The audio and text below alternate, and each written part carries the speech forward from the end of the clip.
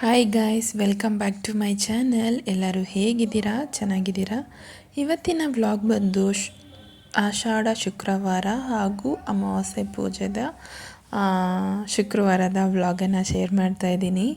ಇವತ್ತು ಹಾಗೆ ಒಂದು ದೊಡ್ಡ ಅನಾಹುತ ಆಗೋದ್ರಲ್ಲಿ ಸ್ವಲ್ಪದ್ರಲ್ಲಿ ತಪ್ಪಿತು. ಏನಾಯಿತು ಅಂತ ಕಂಪ್ಲೀಟಾಗಿ ಹೇಳ್ತೀನಿ, ಎಲ್ಲೂ ಸ್ಕಿಪ್ ಮಾಡಿದೆ ನೋಡಿ. ಬನ್ನಿ, ಈಗ ಮೊದಲೇ ಎಲ್ಲನೂ ಕ್ಲೀನ್ ಮಾಡ್ಕೊಂಡಿದ್ದೆ.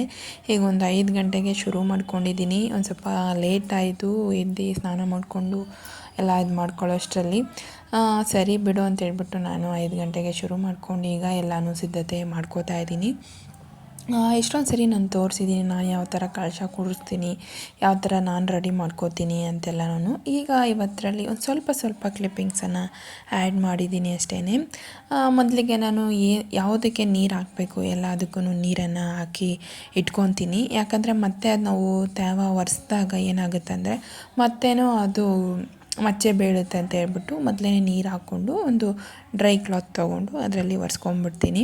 ಈಗ ಇದಕ್ಕೆ ಅಕ್ಕಿ ನಾವು ಹಾಕ್ತೀವಲ್ವ ಕಳಶದ ಕೆಳಗಡೆ, ಮತ್ತು ಲಕ್ಷ್ಮೀ ಕೂರ್ಸೋಕ್ಕೆ, ಗಣೇಶನಿಗೆ ಪ್ರತಿಯೊಂದಕ್ಕೂ ಅಕ್ಕಿಯನ್ನು ಹಾಕ್ಕೊಂಡು ಅದಕ್ಕೆ ಎಲ್ಲನೂ ತಟ್ಟೆಗಳಿಗೆಲ್ಲ ಅರಿಶಿನ ಕುಂಕುಮ ಇಟ್ಕೊಂಡು ಸಿದ್ಧತೆಯನ್ನು ಮಾಡ್ಕೊತಾ ಇದ್ದೀನಿ. ಈ ರೀತಿಯಾಗಿ ನಾನು ಅರಿಶಿನವನ್ನು ಮಿಕ್ಸ್ ಮಾಡಿ ಹಾಕೋದಿಲ್ಲ, ಮಾಮೂಲಿ ಅಕ್ಕಿಯನ್ನು ತೊಗೊಬಂದು ತಟ್ಟೆಗಳಿಗೆಲ್ಲ ಅರಿಶಿನ ಕುಂಕುಮ ಇಡ್ತೀನಿ. ಒಬ್ಬೊಬ್ಬರು ಅರಿಶಿನ ಎಲ್ಲ ಬೆರೆಸಿ ಇಡ್ತಾರೆ, ನಾನು ಆ ಥರ ಇಡೋದಿಲ್ಲ. ಯಾಕಂದರೆ ಅರಿಶಿನ ಬೆರೆಸೋಕೆ ಹೋದರೆ ಏನಾಗುತ್ತೆ ಅಂದರೆ ಅಕ್ಕಿ ಒಡ್ಕೊಬಿಡುತ್ತೆ. ಒಡೆದಿರೋ ಅಕ್ಕಿ ಕಳಶದ ಕೆಳಗಡೆ ಆಗ್ಬೋದು, ನಾವು ದೇವರಿಕ್ಕೋ ವಿಗ್ರಹ ತಟ್ಟೆಗಳ ಕೆಳಗೆ ಇವಾಗ ನಾವೇನು ಇಡ್ತೀವಿ ಅದಕ್ಕೆಲ್ಲನೂ ಇಡಬಾರ್ದಂತೆ, ಅಕ್ಕಿಯನ್ನು ಒಡಿಬಾರ್ದು ಅಂತ ದೊಡ್ಡವರು ಹೇಳ್ತಾರೆ. ಅದಕ್ಕೋಸ್ಕರ ಅದು ತ್ಯಾವ ಆದಾಗ ಒಡೆದು ಬಿಡುತ್ತೆ ಅಂತ ಏನು ಮಾಡ್ತೀನಿ ನಾನು, ಅದೇ ರೀತಿಯಾಗಿ ಅರಿಶಿನ ಕುಂಕುಮ ಅದ್ರ ಮೇಲೆ ಹಾಕ್ಬಿಟ್ಟು ಹೂವು ಒಂದು ಸ್ವಲ್ಪ ಹಾಕ್ಬಿಟ್ಟು ಜೋಡಿಸ್ಕೋತೀನಿ. ಮೊದಲು ನಮ್ಮ ಮನೆಯಲ್ಲಿ ಬೇರೆ ಹೂವು ಇಟ್ಟು ಪೂಜೆ ಮಾಡ್ಕೋತಾ ಇದ್ವಿ. ಅಂದರೆ ಕಳಶದ ಕೆಳಗಡೆನೂ ಹೂವನೇ ಇಡ್ತಾ ಇದ್ದಿದ್ದು. ಹಳೆ ಮನೆಯಲ್ಲಿ ಇಲಿಗಳಿತ್ತಂತೆ, ಅದಕ್ಕೋಸ್ಕರ ನಮ್ಮ ಅತ್ತೆ ಏನು ಮಾಡೋರು ಅಂತಂದರೆ ಅಕ್ಕಿ ಎಲ್ಲ ಇಟ್ಟರೆ ಅದು ತಿನ್ನೋಕೆ ಹೋಗಿ ಏನೋ ಇದು ಮಾಡಿಬಿಡೋದಂತೆ ಹಳೆ ಮನೆಯಲ್ಲಿ. ಹೊಸ ಮನೆಗೆ ಬಂದಮೇಲೆ ಹೂವು ಎಲ್ಲ ಹಾಕಿಡೋರಂತೆ, ಅವಾಗ ಏನೂ ಆಗ್ತಾ ಇರಲಿಲ್ವಂತೆ. ಸರಿ ಅಂದ್ಬಿಟ್ಟು ನಮ್ಮ ಅತ್ತೆ ಅದೇ ಥರನೇ ಇಟ್ಕೊಂಡು ಬಂದಿದ್ದರು. ಆನಂತರ ಈಗ ನಾನು ಅಕ್ಕಿಯನ್ನು ಹಾಕಿ ಇಡ್ತೀನಿ. ನಮ್ಮ ಅತ್ತೆ ಯಾವ ಥರ ನಮ್ಗೆ ಹೇಳ್ಕೊಡ್ತಾರೋ ಅದೇ ಥರನೇ ಇವಾಗಲೂ ನಾನು ಪಾಲಿಸ್ಕೊಂಡು ಹೋಗ್ತಾ ಇದ್ದೀನಿ. ಅಂದರೆ ಹೂವಿನ ಬದಲಿಗೆ ಅಕ್ಕಿಯನ್ನು ಚೇಂಜ್ ಮಾಡಿ ಇಟ್ಟಿದ್ದೀನಿ. ಹೂವು ಇಟ್ಟರೆ ಏನಾಗುತ್ತೆ ಅಂದರೆ ಅದು ಒಂದು ಸ್ವಲ್ಪ ತೇವ ಇರೋದು ಹೂವು, ಆವಾಗ ಫುಲ್ಲು ಕೆಳಗಡೆ ಕಳಶದ ಕೆಳಗಡೆ ನಾವೇನು ಇಟ್ಟಿರ್ತೀವಿ ಆ ಬುಟ್ಟಿಯಲ್ಲಿ ಅದೆಲ್ಲ ಒಂಥರ ಬೂತ್ ಬಂದಂಗೆ ಆಗ್ಬಿಡ್ತಾಯಿತ್ತು. ಆ ಬೇಜಾರಿಗೆ ಈಗ ನಾನು ಹೂವು ಹಾಕೋದನ್ನು ಬಿಟ್ಬಿಟ್ಟೆ, ಅಕ್ಕಿಯನ್ನು ಹಾಕಿ ಇಡ್ತೀನಿ. ಅರಿಶಿನ, ಗಂಧ ಮತ್ತು ಸ್ವಲ್ಪ ಜವಾದಿ ಪೌಡ್ರ್ ಹಾಕ್ಕೊಂಡು ಇಲ್ಲಿ ಎಲ್ಲದಕ್ಕೂ ಬೊಟ್ಟುಗಳನ್ನು ಇಟ್ಕೊತಾ ಇದ್ದೀನಿ.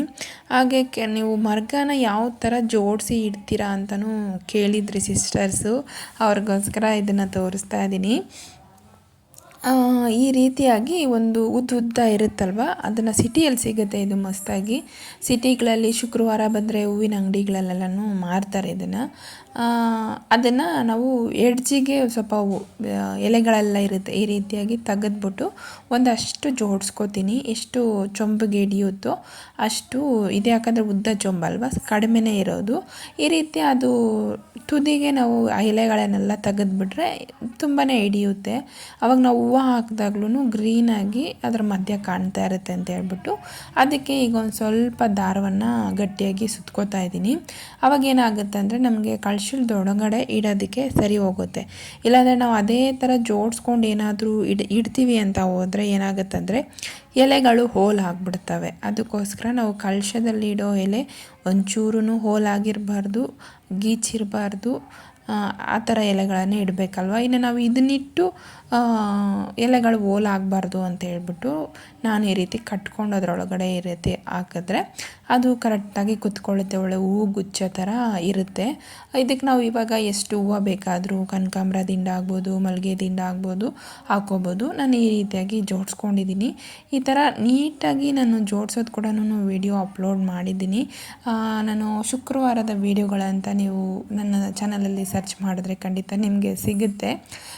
ಪ್ರತಿ ಶುಕ್ರವಾರನೂ ನಾನು ಇದೇ ರೀತಿಯಾಗಿ ಜೋಡಿಸಿ ಕಳಶವನ್ನು ಇಟ್ಕೋತೀನಿ. ಇನ್ನೇನು ನಾನು ಮಾಡೋಕ್ಕೋಗೋದಿಲ್ಲ. ಈ ಗುಚ್ಛಗಳನ್ನು ನಮ್ಮ ಅತ್ತೆನೇ ಕಟ್ಟಿಸಿ ಸುಮಾರು ಎಷ್ಟೊಂದು ವರ್ಷ ಆಗಿದೆಯೋ ಗೊತ್ತಿಲ್ಲ, ಅಷ್ಟು ವರ್ಷದಿಂದನೂ ಹಾಗೇ ಇದೆ. ಆ ನಂತರ ಮನೆ ದೇವ್ರಿಗೆ ಒಂದು ಚೊಂಬ, ಒಂದು ಗ್ಲಾಸ್ ಆಗ್ಬೋದು, ಒಂದು ಚೊಂಬ ಆಗ್ಬೋದು, ಅದು ತಾಮ್ರದ್ರಲ್ಲಿ ನೀರಾಕಿ ಈ ರೀತಿಯಾಗಿ ಗಿಡದಲ್ಲೇ ಬಿಟ್ಟಿತ್ತು ಹೂವು, ಅದನ್ನೇ ಹಾಕಿ ಇಟ್ಟೆ. ಅದು ಚಾಮಂತಿಗೆ ಬೇರೆ ಇವತ್ತು ತಂದಿರಲಿಲ್ಲ, ಚಾಮಂತಿಗೆ ರೋಸ್ ಯಾವುದೂ ಸರಿ ಅಂತ ಹೇಳ್ಬಿಟ್ಟು ಅದನ್ನೇ ಹಾಕಿ ಇಟ್ಟೆ. ಯಾಕಂದರೆ ಚಾಮಂತಿಗೆ ರೋಸ್ ಇಟ್ಟಿಲ್ಲ ಅಂದರೆ ಅಷ್ಟು ಚೆನ್ನಾಗಿ ಕಾಣೋದೇ ಇಲ್ಲ. ಆಮೇಲೆ ಒಂದು ಸ್ವಲ್ಪ ಫ್ರಿಜ್ಜಲ್ಲಿ ಹೋದ ವಾರ ಇಟ್ಟಿದ್ದು ಸ್ವಲ್ಪ ಉಳ್ಕೊಂಡಿತ್ತು, ಅದನ್ನೇ ಒಂದೊಂದೇ ಈಗ ಇಡ್ತಾಯಿದ್ದೀನಿ. ಮಳ್ಳೆ ಹೂವು ಇತ್ತು, ಹಾಗೆ ನೆನ್ನೆನೇ ನಾನು ಕಳಶಕ್ಕೆ ಮಲ್ಲಿಗೆ ದಿಂಡು ಕನಕಾಂಬರ ಕಟ್ಟಿದ್ದೆಲ್ಲ ಇಟ್ಕೊಂಡಿದ್ನಲ್ವ, ಅದನ್ನು ಈಗ ಹಾಕ್ಕೋತಾ ಇದ್ದೀನಿ. ಹಾಗೆ ಒಂದು ಹೊಸದು ಗ್ಲಾಸನ್ನು ತಗೊಬಂದೆ, ಸರಿ ಅಂತ ಹೇಳ್ಬಿಟ್ಟು ಅದಕ್ಕೆ ಈ ಥರ ಹಾಕಿಟ್ಟೆ. ಅದು ನೋಡೋದಕ್ಕೆ ಚಿಕ್ಕದಾಗಿದೆ ನಿಂಬೆಹಣ್ಣು, ಆ ಗ್ಲಾಸಲ್ಲಿ ನೋಡಿ ಎಷ್ಟು ಮ್ಯಾಜಿಕ್ ಅನಿಸುತ್ತೆ, ಎಷ್ಟು ದಪ್ಪ ಕಾಣ್ತಾ ಇತ್ತು. ಆ ಲಕ್ಷ್ಮೀ ದೇವಿಗೆ, ಗಣಪತಿಗೆ ಎಲ್ಲದಕ್ಕೂ ಈ ರೀತಿಯಾಗಿ ಅಲಂಕಾರ ಮಾಡಿದ್ದೀನಿ. ಒಂದು ಸ್ವಲ್ಪ ಸುಗಂಧರಾಜ ಹೂವು ಇತ್ತು, ಒಂದು ಆರ್ಡ್ರಿಗೆ ತಂದಿದ್ರು, ಸ್ವಲ್ಪ ಮಿಕ್ಕಿತ್ತು, ನಾನು ಎತ್ತಿಟ್ಟಿದ್ದೆ, ಅದನ್ನಿಟ್ಟೆ. ದೇವ್ರ ಮನೆಯೆಲ್ಲ ಫುಲ್ಲು ಘಮ ಘಮ ಅಂತ ಇತ್ತು. ಸುಗಂಧರಾಜ ಮೊದಲೇ ಗೊತ್ತಲ್ವ, ಅದು ಘಮ ಘಮ ಅಂತ ಇರುತ್ತೆ. ಅದನ್ನೇ ಹಾಕಿಟ್ಟೆ. ಈ ಸರಿ ಚಾಮಂತಿಗೆ ಇರಲಿಲ್ಲ ಅಂತ ಹೇಳ್ಬಿಟ್ಟು ತುಂಬಿದ ಬಿಂದಿಗೆಗೂ ಅದನ್ನೇ ಹಾಕಿ ಇಟ್ಟೆ. ಪೂಜೆ ಎಲ್ಲ ಮಾಡಿದ್ದೆ. ನೈವೇದ್ಯಕ್ಕೆ ಬಂದು ಬಾಳೆಹಣ್ಣು ರಸಾಯನ ಮಾಡಿದ್ದೆ. ಅದಕ್ಕೂ ಹಲಸಿನ ಹಣ್ಣು ತೊಗೊಂಬಂದಿದ್ರು, ಅದಕ್ಕೋಸ್ಕರ ರಸಾಯನ ಮಾಡಿ ಚಿತ್ರಾನ್ನ ಮಾಡಿದ್ವಿ. ಹಾಗೆ ಈಗ ತುಳಸಿ ಪಾಟಿಗೆ ಈ ರೀತಿ ತುಳಸಿಗಳನ್ನೆಲ್ಲ ಹಾಕಿದ್ದೀನಿ. ಅದಕ್ಕೂ ಅರಿಶಿನ ಕುಂಕುಮ ಎಲ್ಲ ಜೋಡಿಸಿ ರಂಗೋಲಿ ಹಾಕಿ ಪೂಜೆ ಮಾಡಿದೆ. ನೀವು ಯಾವತ್ತೇ ಇವಾಗ ಮಂಗಳವಾರ, ಶುಕ್ರವಾರ ಆಗಲಿ ಪೂಜೆ ಮಾಡಿದ್ಮೇಲೆ ಕೆಂಪು ಆರತಿಯನ್ನು ಮಾಡೋದನ್ನು ಮರಿಬೇಡಿ. ಪೂಜೆ ಎಲ್ಲ ಆದ ನಂತರ ಖಂಡಿತ ಕೆಂಪು ಆರತಿ ಮಾಡಲೇಬೇಕು. ಯಾಕಂದರೆ ನಾವು ಇಷ್ಟೆಲ್ಲ ಮಾಡ್ತೀವಲ್ವ, ಯಾರದೇ ಕಣ್ಣು ಬೀಳಬಾರ್ದು, ದೃಷ್ಟಿ ಆಗಬಾರ್ದು ಅಂತ ಹೇಳ್ಬಿಟ್ಟು ನಾನು ಕೆಂಪು ಆರತಿಯನ್ನು ಮಾಡಿ ಈಚೆ ಇಟ್ಬಿಡ್ತೀನಿ, ಮತ್ತು ಒಳಗಡೆ ತರೋದಿಲ್ಲ. ಸಂಜೆ ಮೇಲೆ ಒಂದು ಗಿಡದ ಮೇಲೋ ಒಂದು ಗೋಡೆ ಮೇಲೋ ಹಾಕ್ತೀನಿ. ಅಷ್ಟರಲ್ಲಿ ನಾನು ಪೂಜೆ ಎಲ್ಲ ಮುಗಿಸ್ಕೊಂಡು ಬರೋ ಅಷ್ಟರಲ್ಲಿ ನನ್ನ ಮಗ ನೋಡಿ ಬಿದ್ದು ಈ ರೀತಿಯಾಗಿ ಏಟ್ ಮಾಡ್ಕೊಂಡಿದ್ದ. ದೇವರೇ ದೊಡ್ಡವನು, ಅದು ಕಿವಿಗೋ ಕಣ್ಣಿಗೋ ಬಿದ್ದಿಲ್ಲ, ತಲೆ ಹಿಂದೆ ಅಂದರೆ ಕಿವಿ ಹಿಂದೆ ಎಡಜಲ್ಲಿ ಬಿದ್ದಿದೆ. ಕೈ ಕಾಲೇ ನನಗೆ ನಿಂತೋಯ್ತು. ಏನಪ್ಪ ಇದು, ಪೂಜೆ ಎಲ್ಲ ಮಾಡಿ ಇಷ್ಟರಲ್ಲಿ ಇವ್ನಿಗೆ ಮಾಡ್ಕೊಂಬಿಟ್ನಲ್ಲ, ಇವತ್ತು ಅಮಾವಾಸ್ಯೆ ಬೇರೆ ಅಂತ ಹೇಳ್ಬಿಟ್ಟು ಇಲ್ದಿದ್ದು ಯೋಚನೆ ಎಲ್ಲ ಬಂದುಬಿಡ್ತು. ಆಮೇಲೆ ವೀಡಿಯೋನೂ ಅಷ್ಟೇ ನಾನು ಇವತ್ತು ಸ್ವಲ್ಪ ಚೆನ್ನಾಗಿ ಕ್ಯಾಪ್ಚರ್ ಮಾಡ್ಕೊಬೇಕು ಅಂತೆಲ್ಲನೂ ಅಂದ್ಕೊಂಡಿದ್ದೆ. ಸೀರೆ ಎಲ್ಲ ಪೂಜೆಗೆ ರೆಡಿ ಮಾಡಿಬಿಟ್ಟು ಸೀರೆ ಉಟ್ಕೊಳ್ಳೋಣ ಅಂತಲೂ ಅಂದ್ಕೊಂಡಿದ್ದೆ. ಇವನು ಅಷ್ಟರಲ್ಲಿ ಈ ಥರ ಮಾಡ್ಕೊಂಬಿಟ್ಟ. ತುಂಬಾ ಬೇಜಾರು, ನೋವಾಗೋಯ್ತು. ಅವ್ನಿಗೆ ಆ ಥರ ಅದೇ ಬ್ಲಡ್ ಬಂದುಬಿಡ್ತಲ್ವ, ನನಗೆ ಎಲ್ದಿದ್ದು ಟೆನ್ಷನ್ ಬಂದುಬಿಡ್ತು. ಕೈ ಕಾಲೇ ಆಡಲಿಲ್ಲ ನನಗೆ. ಸರಿ ಅಂತ ಹೇಳ್ಬಿಟ್ಟು ಯಾಕಪ್ಪ ದೇವರೇ ಹಿಂಗಾಗೋಯ್ತು ಅಂತ ಅಂದ್ಕೊಂಡು, ದೇವರು ದೊಡ್ಡವನು, ಸ್ವಲ್ಪದ್ರಲ್ಲಿ ಹೋಯ್ತಲ್ಲ ಅಂತ ಅಂದ್ಕೊಂಡೆ. ಆಮೇಲೆ ಹೋಗಿ ಅವನ್ನ ತೋರಿಸ್ಕೊಂಡು ಎಲ್ಲ ಇದು ಮಾಡ್ಕೊಂಡು ಬಂದಮೇಲೆ ಅವಾಗ ಒಂದು ಸ್ವಲ್ಪ ನನಗೆ ನೆಮ್ಮದಿ ಅನ್ನಿಸ್ತು. ಯಾಕೋ ಗೊತ್ತಿಲ್ಲ, ಪಿಂಪಲ್ಸೇ ಹೋಗ್ತಾ ಇಲ್ಲ. ಸರಿ ಅಂತ ಹೇಳ್ಬಿಟ್ಟು ಅವನು ಆಟ ಆಡಿಕೊಂಡು ಇದ್ದಾನೆ. ಈಗ ಊಟ ಎಲ್ಲ ತಿಂದ, ಆವಾಗ ನನಗೊಂದು ಸ್ವಲ್ಪ ನೆಮ್ಮದಿ ಆಯಿತು. ಆಮೇಲೆ ನೆಕ್ಸ್ಟ್ ಡೇ ಅದು ಏನು ಮಾಡಿದ್ದಾನೆಂದರೆ ಮಲ್ಕೊಂಡು ಆ ಬ್ಯಾಂಡೇಜ್ ಹಾಕಿದ್ರಲ್ವ, ಅದನ್ನು ರಿಮೂವ್ ಮಾಡಿಬಿಟ್ಟಿದ್ದಾನೆ. ಅದು ಮತ್ತೆ ಒಂದು ಸ್ವಲ್ಪ ನೀರು ಥರ ಬರುತ್ತೆ, ಒಂದು ಸ್ವಲ್ಪ ವೈಟ್ ಕಲರ್ ಬರುತ್ತೆ ಅಂತ ಹೇಳ್ಬಿಟ್ಟು ಆವಾಗ ಮತ್ತೆ ಡಾಕ್ಟ್ರ್ ಹತ್ರ ಕರ್ಕೊಂಡೋಗಿ ಈ ಪ್ಯಾಚನ್ನು ಹಾಕಿಸ್ಕೊಂಡು ಬಂದೆ. ಇಲ್ಲಾಂದರೆ ಅದರಲ್ಲಿ ಕೆರಿತಾ ಇರ್ತಾನೆ, ನನಗೆ ಅದೊಂದು ಭಯ, ಕೆರೆದ್ಬಿಡ್ತಾನೆ ಅದನ್ನು. ಬೇಡಮ್ಮ ಹಂಗೆಲ್ಲ ಮಾಡಬಾರ್ದು ಅಂದ್ರೂ ಕೇಳೋದಿಲ್ಲ. ಅವ್ನಿಗೇನೋ ಒಂಥರ ಇಚ್ಚಿಂಗ್ ಅನಿಸ್ಬೋದೇನೋ, ಆ ಥರ ಕೆರೆಯೋ ಥರ ಮಾಡ್ಕೊತಾ ಇದ್ದ.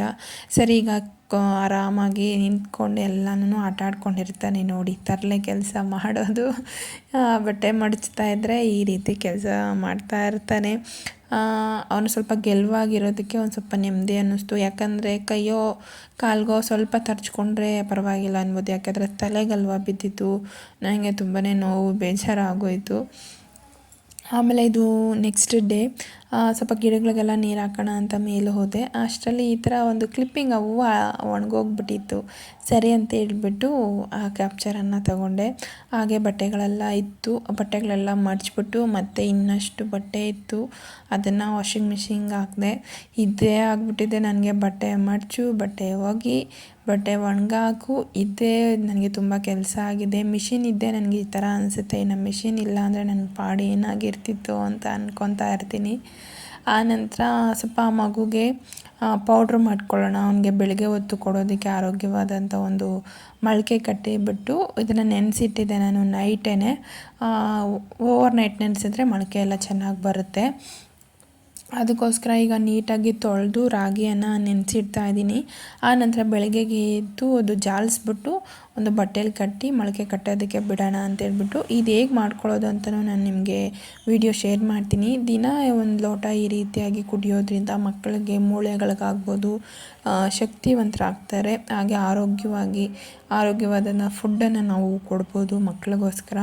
ರಾಗಿನ ಎಷ್ಟೊಂದು ಸರಿ ತೊಳೆದೆ, ಇದು ಹೊಲದ್ದೆ, ಯಾಕಂದರೆ ಅಮ್ಮ ಊರಿಂದ ಕೊಟ್ಟು ಕಳಿಸಿದ್ರು.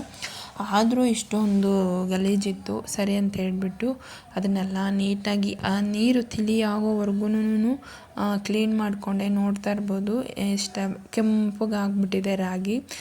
ಇದಿಷ್ಟೆಲ್ಲ ತೊಳ್ಕೊಂಡು ಒಂದು ನೈಟು ನೆನೆಸ್ಬಿಡ್ತೀನಿ. ಅಂದರೆ ಜಾಲಿಸ್ಬೇಕು ಒಂದು ಸರಿ, ಯಾಕಂದರೆ ಸಣ್ಣದು ಎಲ್ಲನೂ ಕಲ್ಲಾಗ್ಬೋದು, ಒಂದು ಇದಾಗ್ಬೋದು ಇರುತ್ತೆ ಅಂತ ಹೇಳ್ಬಿಟ್ಟು ಜಾಲಿಸ್ಬಿಟ್ಟು ಈಗ ನಾನು ಮೊಳಕೆ ಕಟ್ಟೋದಕ್ಕೆ ಮಾಮೂಲಿ ಒಂದು ಕಾಟನ್ ಬಟ್ಟೆ ತೊಗೊಂಡು ಮೊಳಕೆಯನ್ನು ಕಟ್ಟೋದಕ್ಕೆ ಅಂತ ಹೇಳ್ಬಿಟ್ಟು ಕಟ್ಟಿ ಇಡ್ತಾ ಇದ್ದೀನಿ. ಅದು ಹೇಗೆ ಬರುತ್ತೆ, ಆ ಪೌಡ್ರ್ ಹೇಗೆ ಮಾಡ್ಕೊಳ್ಳೋದು ಅಂತ ನಿಮಗೆ ನಾನು ನೆಕ್ಸ್ಟ್ ವಿಡಿಯೋದಲ್ಲಿ ತಿಳಿಸ್ಕೊಡ್ತೀನಿ. ಈ ರೀತಿ ಕಟ್ಬಿಟ್ಟು ಇಟ್ಟಿದ್ದೀನಿ. ಮಕ್ಳಿಗೋಸ್ಕರ ನಾವು ಎಷ್ಟೇ ಮಾಡಿದ್ರೂ ಈ ಕಾಲದ ನಮಗೆ ಶಕ್ತಿ ಇರೋದಿಲ್ಲ. ಇನ್ನು ನಾವು ಮೆಡಿಷನ್ ತಿಂದೇ ಬೆಳೆದಿರ್ತೀವಿ. ಈಗ ಆವಾಗಾದರೂ ಮೆಡಿಷನ್ ಇಲ್ಲ, ಈಗಂತೂ ಮಕ್ಳಿಗೆ ಏನೊಂದಕ್ಕೂ ಮೆಡಿಷನ್ನೇ ಆಗಿಬಿಟ್ಟಿದೆ. ಆಗ ನಾವು ಈ ಥರ ಒಂದು ಆರೋಗ್ಯವಾದಂಥ ಫುಡ್ಗಳು ಮಾಡಿಕೊಡೋದ್ರಿಂದ ಮಕ್ಳಿಗೂ ಆರೋಗ್ಯವಾಗಿರ್ತಾರೆ. ಅವರು ಹುಷಾರು ತಪ್ಪೋದು ಅವೆಲ್ಲನೂ ಕಡಿಮೆ ಆಗುತ್ತೆ. ಈಗ ಇದಕ್ಕೆ ಕಟ್ಬಿಟ್ಟು ಒಂದು ಪ್ಲೇಟ್ ಮುಚ್ಚಿಬಿಟ್ಟು ಇಟ್ಬಿಟ್ರೆ ತೆಗೆಯೋಗೇನೆ ಚೆನ್ನಾಗಿ ಮೊಳಕೆ ಬಂದುಬಿಡುತ್ತೆ. ಸರಿ ಅಂತ ಹೇಳ್ಬಿಟ್ಟು ಈ ಕೆಲಸ ಮುಗಿಸ್ಬಿಟ್ಟು ಬಟ್ಟೆ ಒಣಗಾಕೋಕ್ಕೆ ಮತ್ತೆ ಹೋದೆ. ಅವನು ಮತ್ತೆ ನನ್ನ ಹಿಂದೆ ಬಂದ. ಅವನು ಎಲ್ಲಿ ಕರ್ಕೊಂಡೋಗೋದಕ್ಕೂ ನಿಜ ತುಂಬ ಭಯ ಆಗುತ್ತೆ ಈಗ ನನಗೆ. ಈ ಥರ ಮಾಡ್ಕೊಂಬಿಡ್ತಾನಲ್ಲ ಮಾಡಿ ಮೇಲೆ ಕರ್ಕೊಂಡೋಗೋದು ಅಂತ. ಆಮೇಲೆ ಅವನೇ ಇಷ್ಟು ಆರಾಮಾಗಿರ್ಬೇಕಾದ್ರೆ ನಾನು ಯಾಕೆ ಭಯ ಬೀಳಬೇಕು ಅಂತ ಹೇಳ್ಬಿಟ್ಟು ಕರ್ಕೊಂಡು ಹೋದೆ. ಅಲ್ಲೋದ್ರೂ ತರಲೆ ಕೆಲಸ ಮಾಡೋದೇ ನನ್ನ ಮಗಂದು ಒಂದು ದೊಡ್ಡ ಕೆಲಸ ಆಗ್ಬಿಟ್ಟಿದೆ. ನಿಜವಾಗ್ಲೂ ಮಕ್ಕಳನ್ನ ಹೇಗೆ ಹಿಡಿಯೋದಂತಲೇ ಗೊತ್ತಾಗೋದಿಲ್ಲ. ಒಂದು ಸ್ವಲ್ಪ ಮೆಟ್ಲುಗಳು ಅವೆಲ್ಲ ಇತ್ತು ಅಂದರೆ ತುಂಬ ಭಯ. ನೋಡು ಹತ್ಸು ನನ್ನ ಅಂತ ಕೇಳೋದು, ನಾನು ಅದ್ರ ಮೇಲೆ ಕುತ್ಕೋತೀನಿ ಅನ್ನೋದು, ನಂಗೆ ಅದ್ರ ಮೇಲೆ ಕೂರ್ಸೋಕ್ಕೂ ಒಂಥರ ಏನೇನೋ ಒಂದು ಸರಿ ಮಕ್ಳಿಗೆ ಆ ಥರ ಆದಾಗ ಅದೇ ನಮಗೆ ಕಾಡ್ತಾ ಇರುತ್ತೆ. ಅಯ್ಯೋ ಮಗು ಮತ್ತೆ ಏನು ಮಾಡ್ಕೊಳ್ಳುತ್ತೋ ಅಂತ ಅಲ್ಲಿ ಕೂರಿಸ್ಬಿಟ್ಟು ನಾನು ಬಟ್ಟೆ ಒಣಗಾಕಕ್ಕೆ ಹೋದೆ. ಆದರೂ ಅವನು ಹಾಕ್ಕೊಂಡಿರೋ ಸ್ಲಿಪ್ಪರ್ ಅವ್ನ ಕಾಲಲ್ಲಿ ಬೇಕು ಅಂತ ಇರ್ತಾನೆ.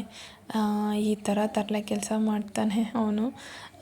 ಅವ್ನ ಕ್ಲಿಪ್ಪಿಂಗ್ಸನ್ನು ಹ್ಯಾಡ್ ಮಾಡಿ ಮೇಡಮ್, ನೀವು ನಿಮ್ಮನ್ನು ಮಾತ್ರ ತೋರಿಸ್ತೀರಾ ಅಂತ ಹೇಳ್ತಾ ಇರ್ತೀರಾ. ಅದಕ್ಕೇ ಅವನೇನು ತರಲೆ ತುಂಟಾಟ ಮಾಡ್ತಾನೆ, ಆ ಕ್ಲಿಪ್ಪಿಂಗ್ಸನ್ನು ಸ್ವಲ್ಪ ಹ್ಯಾಡ್ ಮಾಡ್ತಾ ಇದ್ದೀನಿ. ಬಟ್ಟೆಗಳು ಅಷ್ಟೇ, ಈಗ ಅಷ್ಟೆಲ್ಲ ಮಡಚಿಬಿಟ್ಟು ಬಂದೆ. ಆದರೆ ಹಿಂದೆನೇ ನೋಡಿ ಎಷ್ಟು ಶುಕ್ರವಾರ ಆಗಿತ್ತು ಬೇರೆ, 2 ದಿನ, ಒಂದು ದಿನದ ಬಟ್ಟೆನೇ ಇಷ್ಟೊಂದಿತ್ತು. ಸರಿ ಇದು ಅದೇ ಕೈಯಲ್ಲೇ ಇವಾಗೆಲ್ಲ ಒಣಗಾಕ್ಬಿಡೋಣ, ಮತ್ತು ಆಮೇಲೆ ಸ್ವಲ್ಪ ಹೊತ್ತು ರೆಸ್ಟ್ ಮಾಡಿದ್ರೆ ಆಯಿತು ಅಂತ ಹೇಳ್ಬಿಟ್ಟು ಈಗ ನೀಟಾಗಿ ಒಣಗಾಕೋತಾ ಇದ್ದೀನಿ.